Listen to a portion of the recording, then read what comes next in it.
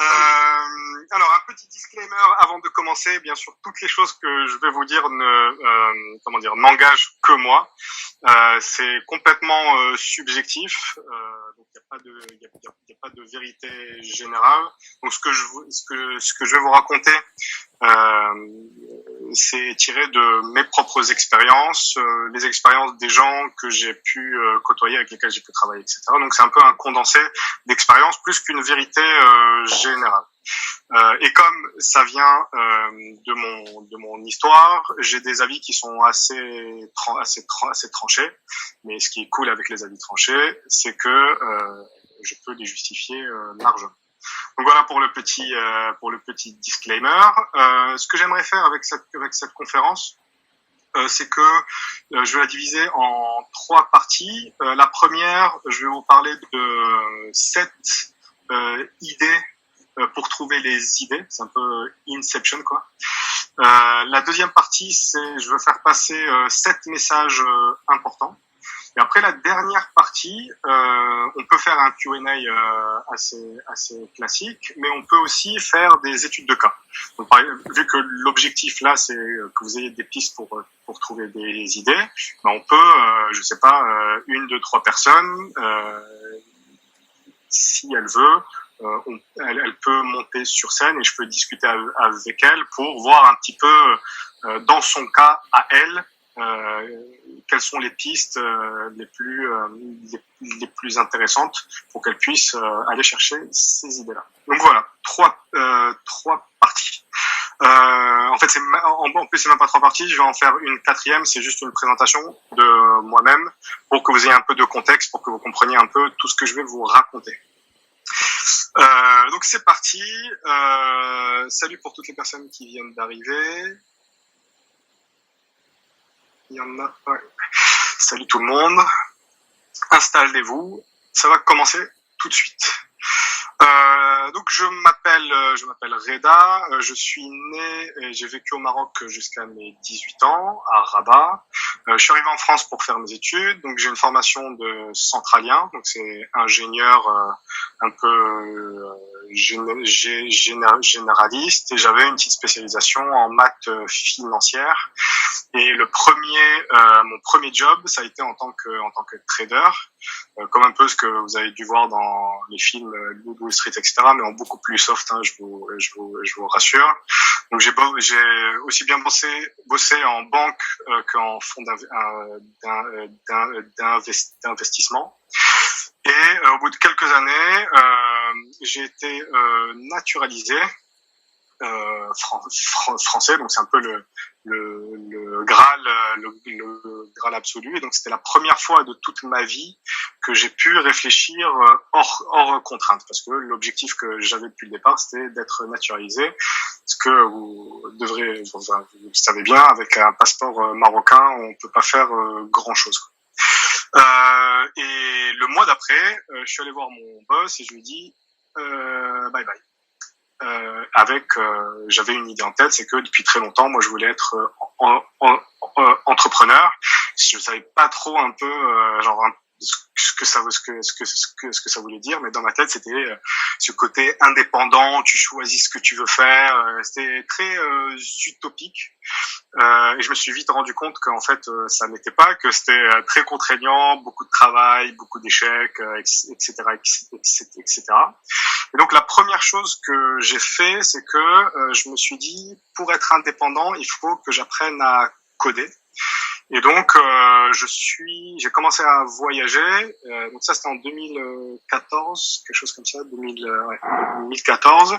Je suis allé à Bali pour participer à un espèce de coworking, co-living space. Et je me suis dit, il faut que j'apprenne à coder. J'ai commencé avec l'Objective C pour faire des apps.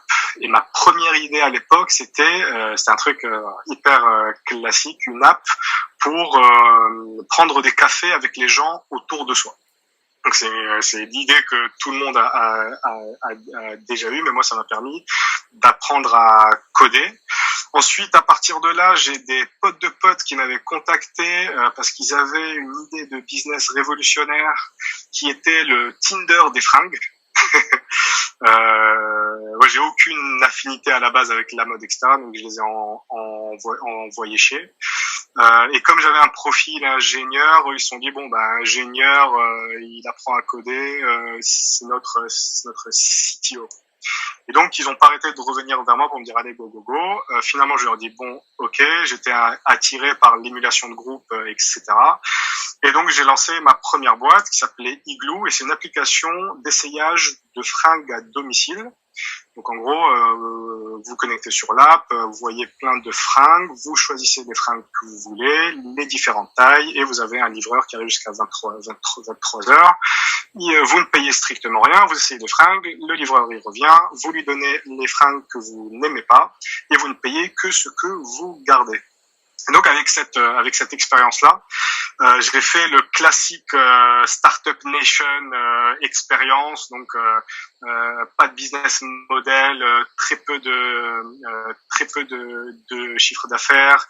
On a levé des fonds, on a recruté, et bien sûr, comme tous les trucs de Startup Nation, avec toutes les erreurs qui vont pas, donc les recrutements qui se passent très très mal, les conflits avec les associés, les investisseurs qui sont pas contents, t'arrives pas à avoir de croissance, t'essayes de faire de l'acquisition, tu y arrives pas, enfin bref, tout le truc qui va pas, et ça s'est terminé dans le sang. Ça a commencé avec un conflit entre mes associés et les investisseurs. J'étais d'accord avec les investisseurs. Finalement, mes associés ont décidé de me virer moi. Et la boîte, donc une fois que j'ai été viré, elle est partie en liquidation judiciaire. Donc à ce moment-là, je me suis posé pas mal de questions. Je connaissais pas trop le milieu bootstrap, etc. J'ai commencé à m'intéresser. Je trouvais que les valeurs de toute la communauté indie, maker, hacker, bootstrap, autofinancement, etc. C'était hyper intéressant. Et donc à ce moment-là, donc avec ma copine de l'époque, qui est toujours ma copine aujourd'hui, mais c'est plus ma partenaire vu que c'est la mère de notre fille. Donc on a décidé de quitter Paris et de commencer à voyager. Et à ce moment-là, donc j'avais déjà d'autres projets en cours. J'ai toujours eu 15 000 idées, 15 000 projets en parallèle. Mais ce qui était hyper intéressant cette fois, c'est que avec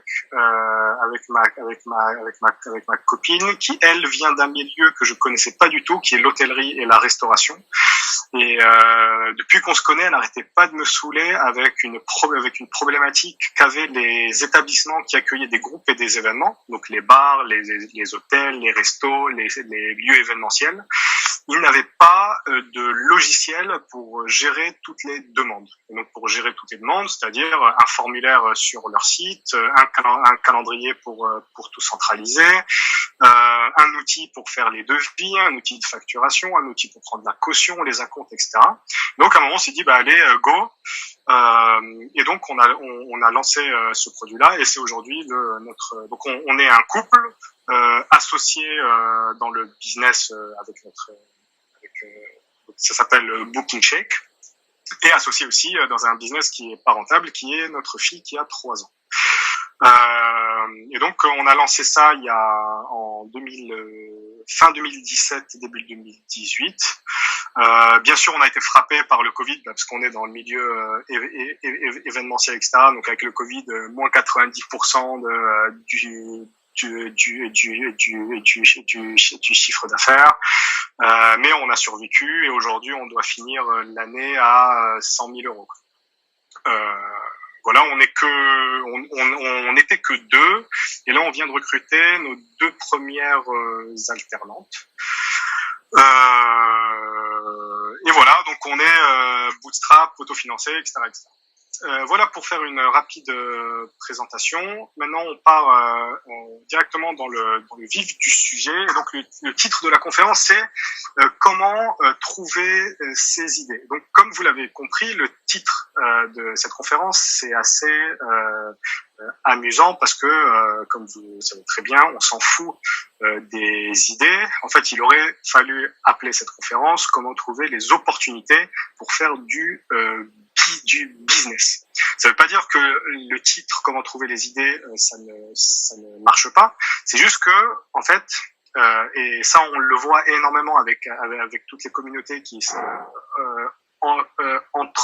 entrepreneuriale, c'est que il y a deux types de motivation. Soit tu as une motivation entrepreneuriale, je passe mon temps sur les réseaux sociaux, je fais du LinkedIn, je fais des événements, etc. Donc ça, c'est pas vraiment, je dis pas que c'est pas bien, c'est juste pour le trip personnel, rencontrer des gens, etc. Soit tu fais ça pour faire du business, et faire du business, ça veut dire faire du cash.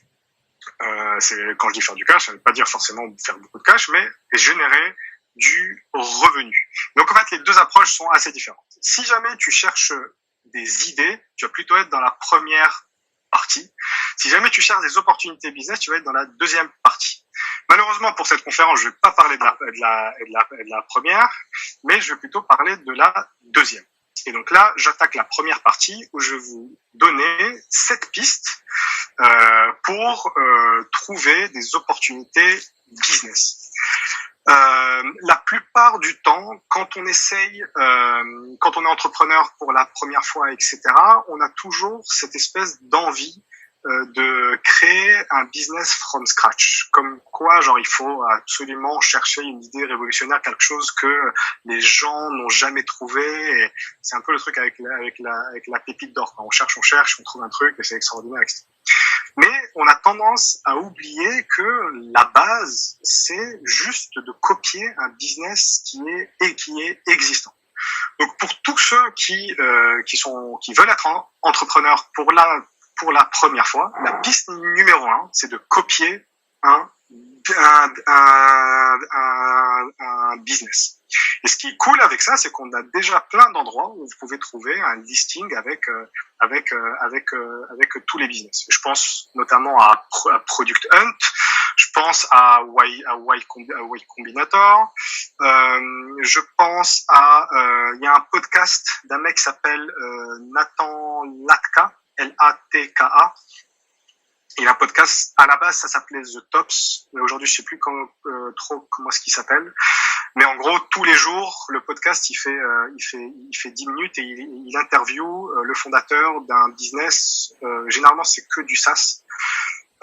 Et donc, il suffit d'aller dans la page du podcast et vous avez une liste illimitée de 15 000 business. Et ce qui est cool avec ça, c'est que ces business-là, ils tournent, quoi. Donc, vous avez même pas à vous poser la question de oui, alors, est-ce que c'est une vraie opportunité? Est-ce qu'il y a un vrai besoin? Est-ce que je vais avoir des clients, etc. Tu prends le business qui est existant. En plus, généralement, c'est que en anglais. Tu te dis, OK, je prends le même et je le fais en français. Donc ça, c'est piste numéro 1. Ah oui, un truc que j'ai oublié, pour copier un business, vous pouvez aussi aller sur tous les stores. Donc les Chrome Store, Apple Store, etc. Ce qui est cool, par exemple, avec le Chrome Store, c'est que tu peux voir le nombre de personnes qui ont téléchargé, tu peux voir les reviews, et donc tu peux juste cloner un projet et voir est-ce que ça fonctionne. Donc voilà, piste numéro 1, copier un business. Piste numéro 2, traîner sur les forums. Donc tout ce qui est Reddit, LinkedIn, etc. En fait, sur les forums, les gens passent leur temps à parler de leurs problèmes et de leurs problématiques. Et donc, si vous passez du temps, vous allez avoir une connaissance des problèmes et surtout, vous allez pouvoir interagir avec la personne qui ont ces problèmes-là. Et vous allez aussi pouvoir voir est-ce que c'est un problème qui est courant ou est-ce que c'est juste une personne qui a fait un trade un jour sur un truc qui est complètement anecdotique. Donc, idée numéro 2, traîner sur les forums. Idée numéro 3, checker toutes les apps qui ont un store. Par store, ça veut dire un endroit où les gens, donc généralement les développeurs, peuvent soumettre une nouvelle app. Donc par exemple un Salesforce, un Shopify, etc. Donc un développeur peut venir et peut créer une app. Et ça c'est hyper intéressant. Je vous conseille pas d'aller dans les stores les énormes stores à la Shopify parce que ça fait longtemps qu'ils sont là et du coup le marché il est assez chargé. Mais vous pouvez cibler toutes les startups qui sont en pleine croissance, qui lèvent des fonds, etc. Il y en a beaucoup qui ont des stores qui sont pas publics, sur lesquels ils communiquent pas, etc. Et donc, si vous intéressez au secteur, vous pouvez facilement trouver une surcouche à cette app ou à ce logiciel, développer le truc, et ça peut fonctionner. Un des trucs hyper intéressants avec ces apps-là, c'est qu'elles ont toujours un forum à elles pour le service client, parce qu'en gros, au lieu de faire une FAQ pour l'ensemble des gens, en fait, ils font un espèce de ouais. Alors, du coup, il y a quelqu'un qui a mis son micro. Nico64, est-ce que tu pourrais couper ton micro, s'il te plaît? Attends, une seconde, j'ai le micro allumé. Pardon. Donc pour toutes ces apps là, donc au lieu de faire un FAQ, en fait, ils laissent des forums de customers pour leurs customers success, et donc les gens en fait postent dans le forum pour trouver des réponses. Les équipes en interne répondent, et donc en fait, en parcourant toutes les réponses, vous pouvez voir un peu quels sont les éléments du logiciel existant qui sont manquants, et donc ça peut vous donner des pistes pour soumettre une app dans leur store. Donc ça, c'est la piste numéro 3. Checker toutes les apps qui ont un store. Piste numéro 4, c'est vous-même.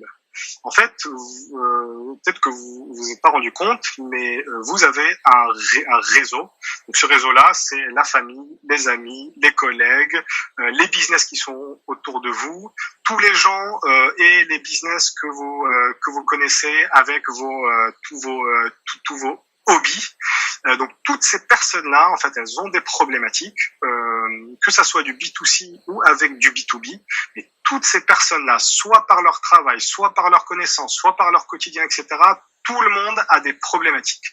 Mais ce qui est hyper cool avec ces personnes-là, c'est que comme elles sont dans votre cercle proche, c'est que vous pouvez avoir des discussions hyper facilement avec eux et surtout leur prendre beaucoup de temps. Parce que vous imaginez bien, si vous allez rencontrer une personne que vous connaissez pas et que vous essayez de discuter avec elle, le temps est un peu limité. Mais si vous discutez avec un ami, quelqu'un de votre famille ou un collègue, c'est beaucoup plus sympa. Donc ce truc-là, moi je trouve qu'il est un peu sous-exploité, alors que c'est une mine d'informations énorme. Donc allez discuter avec votre famille, vos amis, les collègues, les business autour de vous, tout ce qu'il y a, tout ce qui est autour de vos hobbies, c'est une mine d'or. Donc ça, c'était l'idée numéro 5. L'idée numéro 6, ça c'est quelque chose que je vois très rarement, alors que pour moi, c'est un des trucs les plus où il y a une rentabilité de ouf. Et ça, c'est un truc hyper simple, qui est un peu contraignant, certes, mais ça, sur la contrainte, on va y revenir un petit peu plus tard, c'est de faire des stages. Que vous soyez jeune, moins jeune, plus vieux, etc., vous pouvez toujours vous libérer du temps, que ce soit en semaine ou le week-end, pour aller faire des stages dans des entreprises, dans des secteurs qui vous intéressent. Et par stage, je dis pas le stage comme une alternance où c'est 1 an, etc. Le stage, ça peut passer de, je sais pas, 1 semaine à 1 mois. Et en gros, vous contactez le business et vous lui dites que vous êtes à leur disposition, que ça soit gratuitement ou pas, parce que votre but en fait c'est pas de faire de l'argent, c'est juste de comprendre le quotidien d'un business dans un secteur qui vous intéresse. Et comme vous êtes à l'intérieur, vous allez avoir des insights que personne d'autre n'aura. Et dès que vous avez les insights, vous avez toutes les opportunités qui en découlent. Je vous donne un exemple. Vous allez donc vous trouvez un stage pendant 1 mois dans un je sais pas un business autour de chez vous. Vous y allez, vous vous rendez compte que en fait la gestion de ce business là, les mecs font du manuel à fond avec leur Excel. À ce moment-là, vous essayez de optimiser ça, vous essayez de comprendre est-ce que c'est spécifique à leur business ou est-ce que tous les business qui leur ressemblent, est-ce qu'ils ont le même souci. Et dès que vous voyez que c'est quelque chose qui est partagé un peu par, je sais pas, 5 business ou plus, c'est tout de suite une vraie opportunité. C'est simple, hein. Dès que vous passez du temps avec des gens, avec des business, etc., ils vous raconteront leur quotidien, ils vous parleront de leurs problèmes et vous allez voir des opportunités business. Donc un stage, c'est tout simplement parfait. Donc ça, c'était la piste numéro 6. Et la dernière piste, elle est un peu plus générale, mais c'est de trouver toutes les communautés. Et par communauté, je parle pas des forums, etc., parce que les forums, c'est un peu plus général, mais les communautés, elles ont toujours un concept commun. Donc, que ce soit des groupes Facebook, des communautés Discord, ou même tout ce qui est associatif. Moi, ce que j'aimais bien faire à une certaine époque, c'est que il y a des listes qui sont publiques de toutes les associations en France. Et donc, je passais mon temps à juste scroller sur toute cette liste-là et me dire, ah tiens, c'est hyper intéressant, je connaissais pas du tout ça. Je savais pas que les gens pouvaient se rassembler autour de, je sais pas, la confrérie avec le chou-fleur. Je dis, ah tiens, c'est hyper intéressant, qu'est-ce que leur problématique. Et dès que vous avez une attirance pour un secteur, etc., vous pouvez trouver les associations qui gravitent dedans et les contacter, leur poser des questions, etc. Donc voilà, donc ça c'était les différentes pistes. Donc je vous les résume. Premièrement, copier un business. 2, traîner sur les forums du type Reddit, LinkedIn, etc. Checker toutes les apps qui ont un store, la famille, les amis, les collègues, etc. Checker. Ah oui, j'en ai oublié. Faire des stages et trouver les communautés. Il y en a un autre, il y a une autre idée qui est hyper intéressante, en tout cas moi que j'avais expérimenté et que je trouvais cool, c'est que je passais mon temps sur Amazon, j'essayais de trouver les livres des secteurs qui m'intéressaient. Et ce que je faisais, c'est que je regardais la table des matières. Et cette table des matières-là, en fait, c'est le pur jus de toutes les opportunités. En fait, il vous structure déjà toutes les opportunités qu'il y a.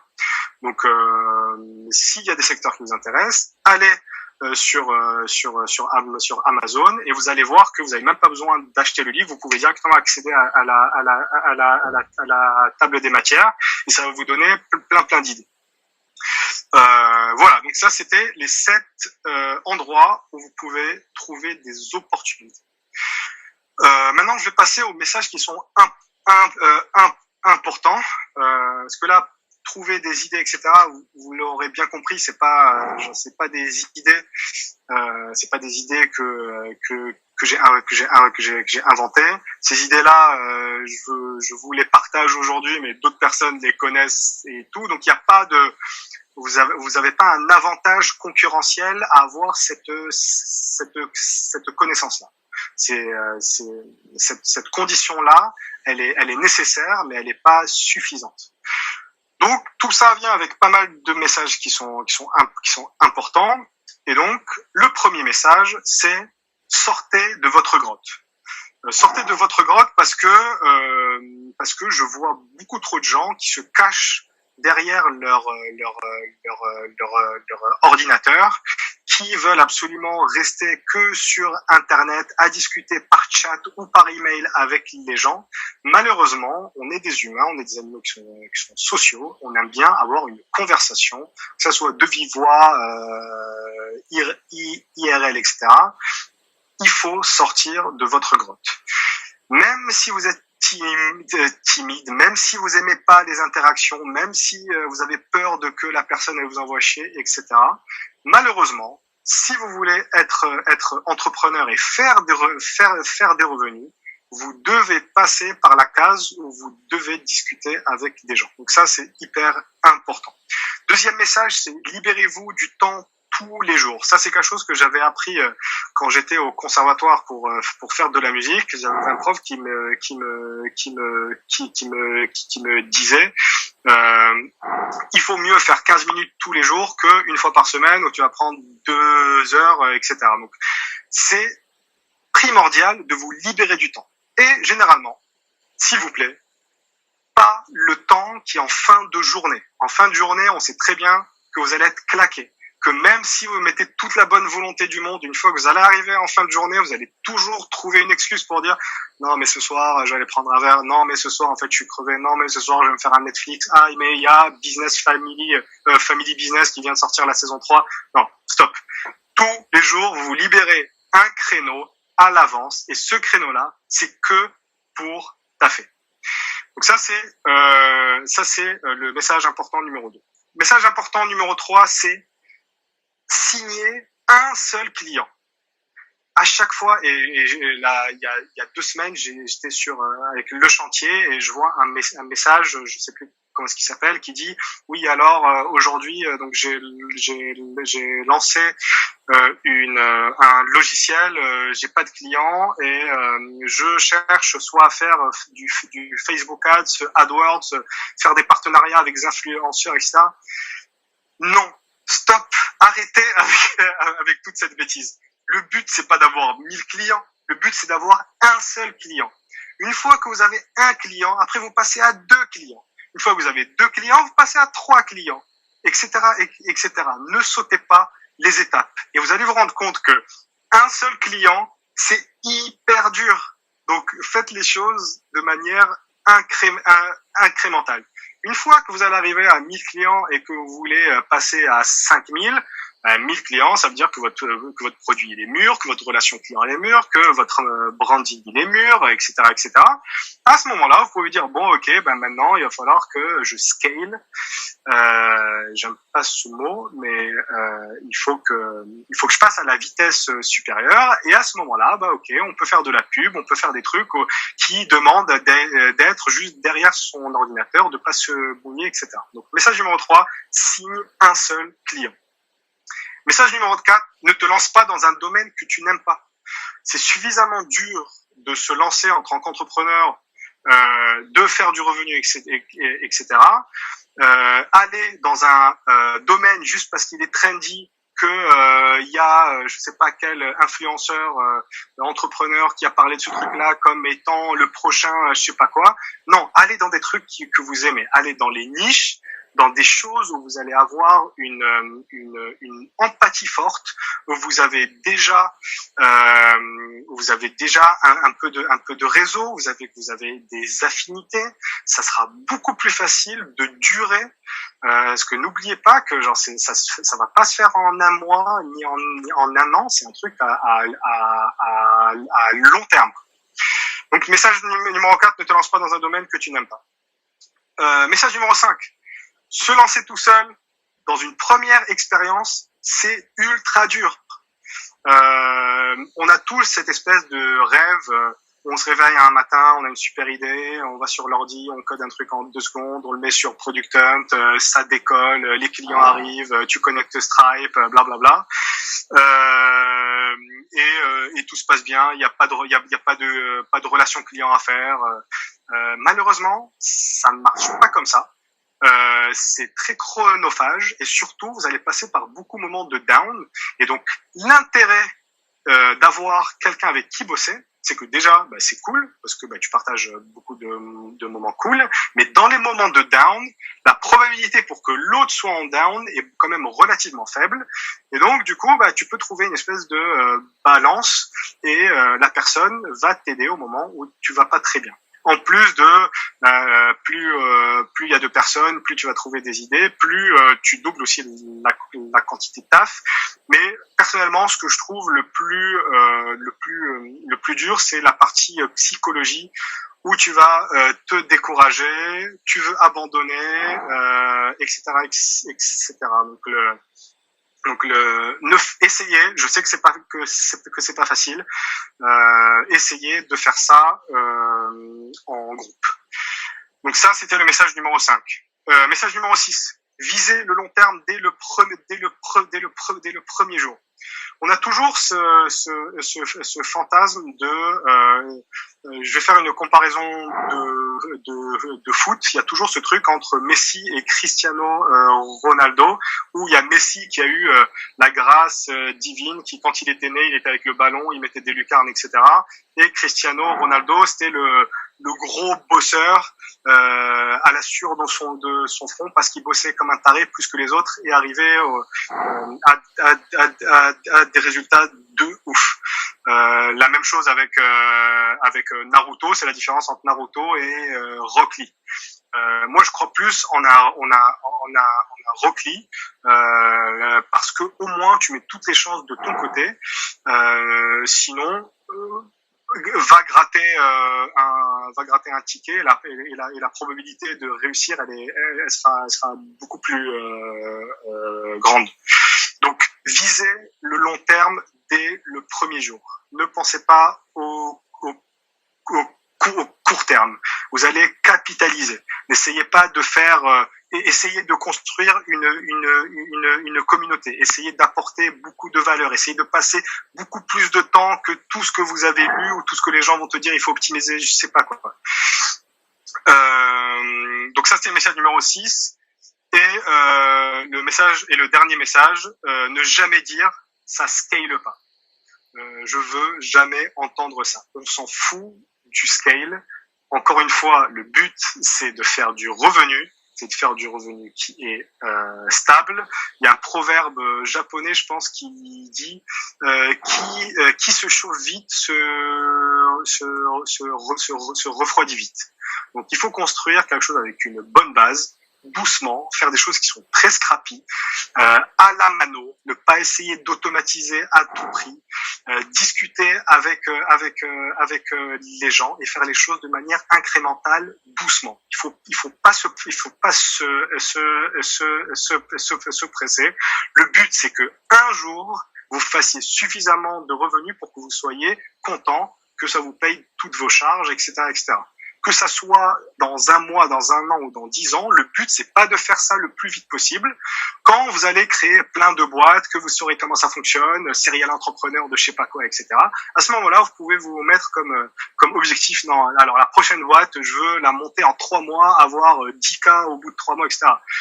Quand c'est la première fois ou les premières fois, allez-y mollo, tranquillement. Le but du jeu, c'est juste de faire du revenu, quel que soit le temps.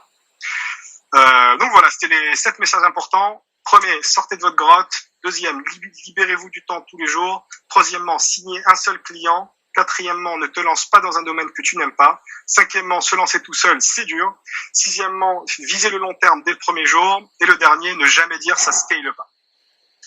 Voilà pour moi. J'espère que ça vous a plu.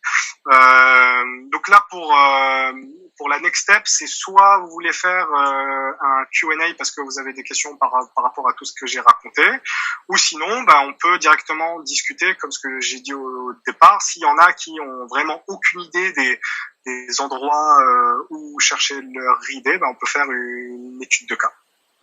Donc comme vous voulez.